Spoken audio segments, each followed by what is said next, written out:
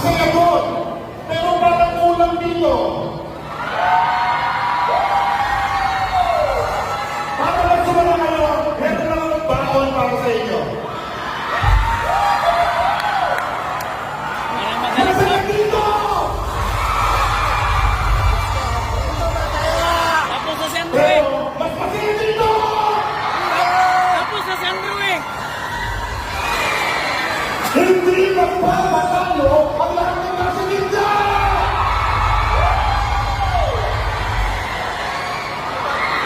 Ito ang sombrero kay Atty. Jimmy Bonto.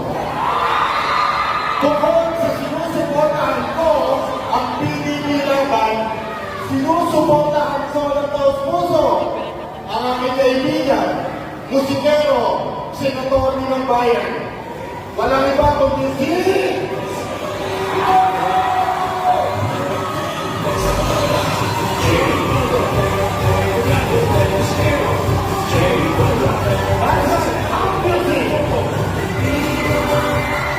Number 10, Senator Mr. Jimmy Bonto!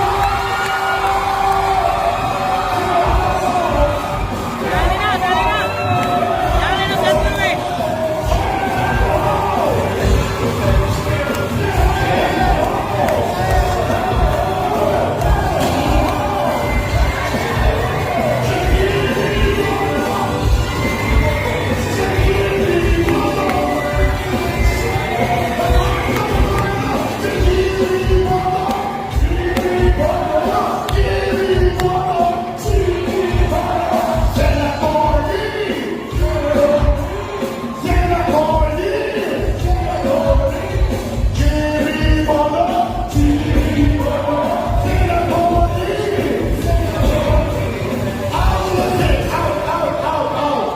Ladies and gentlemen, yan na po, the one and only Senator ng Bayan, Mr. Jimmy Bonto!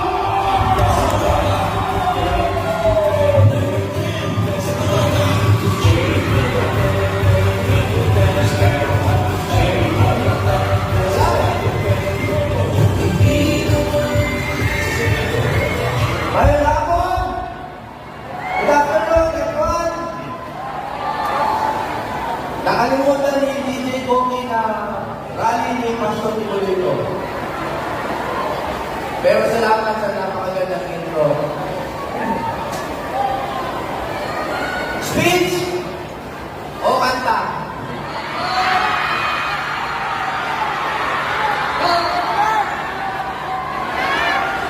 Correct yan po.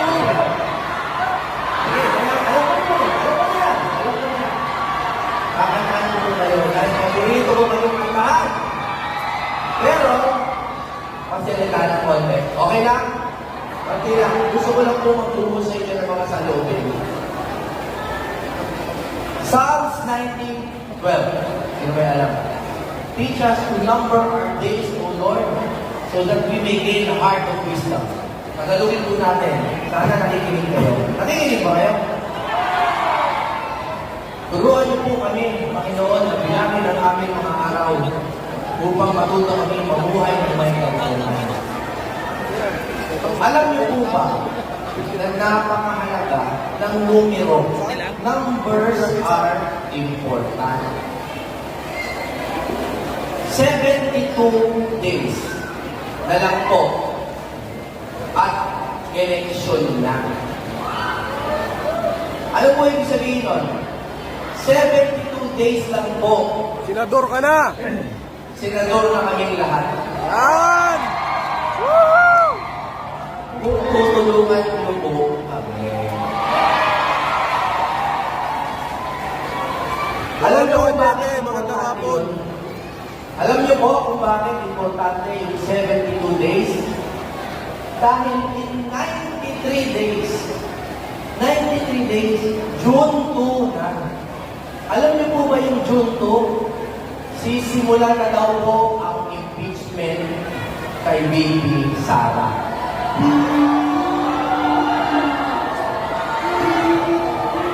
Nakalagay po sa schedule na pinakita po sa ating Senate President, yun ang presentation of articles of impeachment to the plenary.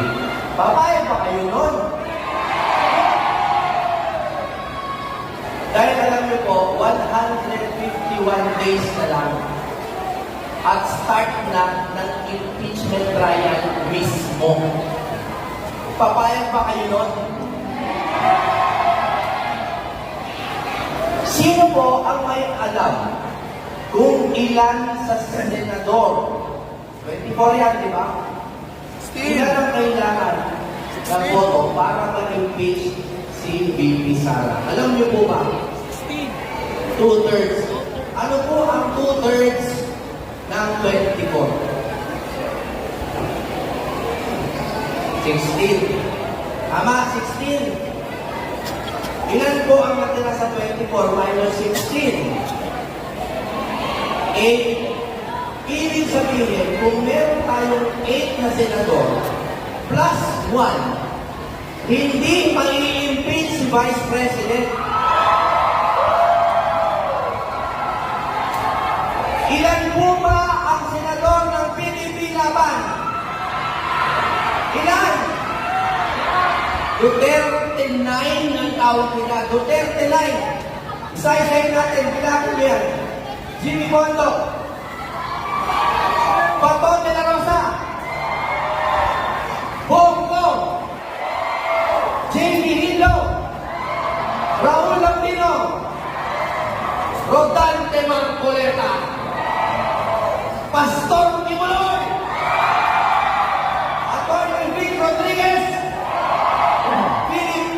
Mr. Efectivo Salvador. 9 lang po ang kailangan natin para itigil ang pinakamalaki na injustice na gagawin sa atin ng Kongreso. Papayag ba kayo na 32 milyon ang botante ni VP Sara? Tapos, 16 na senators lang matatanggal na ang Vice President. Numbers are important. Teach us to number our days, O Lord. Bilangin po natin. At sa loob po ng 72 days, ano po ba ang pwede nyo gawin para matulungan kaming manalo? Ipagdasal niyo po kami ng 72 days. 72 days po, maaari po ba tayong manalangin bilang isang katawan upang matigil na itong kabulastugan na ginagawa ng sarili nating pamahalaan sa atin? Pagdasal niyo po kami. Bago ho ako kumanta, kakanta ba ako? Sige. Alam niyo po, bago ako kumanta, marami po nagtatanong sa akin kung ano po ba yung mga balak kong ihain na mga panukalang batas. Noong muna po, napakadami mong pangarap. Pero ngayon, natuklasan ko po ang pinakamahalagang batas ay ang budget, ang General Appropriations Act. Naiintindihan mo ba natin lahat yan, yung batas na yan? Okay. Alam niyo po, sa Amerika, may nauuso ngayon yung DOGE, yung Department of Government Efficiency. Gusto niyo bang mapunta dito sa Pilipinas yan? Na meron tayo isang departamento na binabantayan ang budget kahit na namang mababakas? Kasi meron tayong auditor. Kayo, na-audit din kayo, di ba? Sino nag-audit sa Kongreso? Kami po, nabalitaan niyo ba ito? Kami ni Congressman Pantaleon Alvarez kasama ang iba pa. Naghain po kami sa ombudsman ng kaso laban kay Speaker Martin Romualdez. Dahil po, doon sa falsification na naganap sa ating budget. Alam niyo yung mga blanco, di ba, sa budget? May blanco. Alam niyo po ba? Paano nagkaroon bigla ng laman yung budget? Blanco, biglang nagkalaman.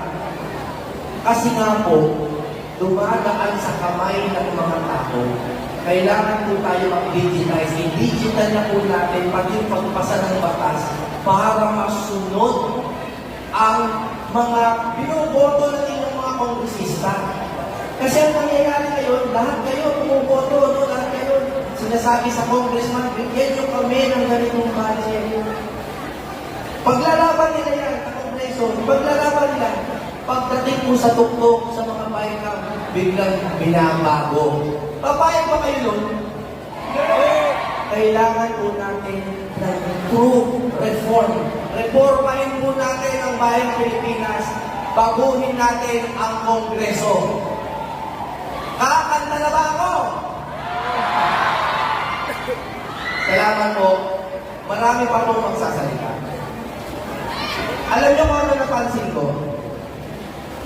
Parang ayaw niyong nagsiseryoso ako.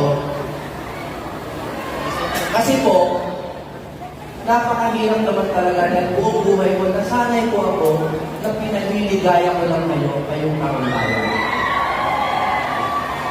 Sana po, bigyan niyo akong pagkakataon na bukod sa awitan kayo, gusto ko rin mong makita. Yung 50 years old na po ako, alam ko hindi ako mukhang 50, alam ko mukhang 49 lang ako. Alam mo po, pero birthday ko bukas. Joke lang, kasi sa Mayo pa, sa Mayo. Pagdating po ng susunod ng birthday, senador na po kami. Sana po pagbigyan niyo po ang Duterte na hindi lang po magpaligaya sa inyo ng ganitong pansamantala, kundi paligayahin po ang buong buhay ninyo. Yung mga tulay ninyo, mga eskwelahan ninyo, yung mga bahay ninyo, sana po tulungan nyo kami, tulungan kayo. Pero ngayon, kakantaan nyo muna. Nung huling kong rally ni Pastor Tibuloy, ang kinanta ko seryoso, tunay na laya. Naaalala niyo ba yung tunay na laya? Dahil malamang marami sa inyo narinig kayo, babaguhin ko naman. Okay lang ba sa inyo? Love song naman ang mga